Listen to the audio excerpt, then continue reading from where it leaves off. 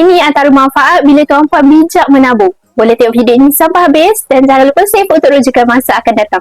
Ada orang tanya saya, kenapa saya kena menyimpan walaupun gaji saya besar? Dan ada juga orang tanya saya, kenapa saya kena menyimpan walaupun gaji saya ni cukup-cukup makan je?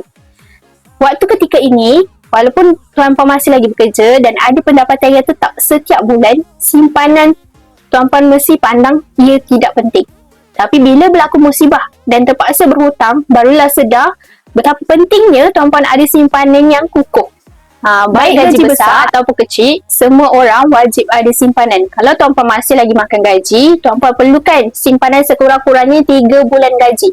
Dan kalau tuan-puan berniaga, tuan-puan perlukan simpanan kecemasan 12 bulan kos sara hidup tuan-puan. Apa-apa yang terjadi dekat luar jangkaan tuan-puan, tuan-puan masih lagi mampu bertahan tanpa perlu berhutang sana sini. Masih lagi boleh tidur lena.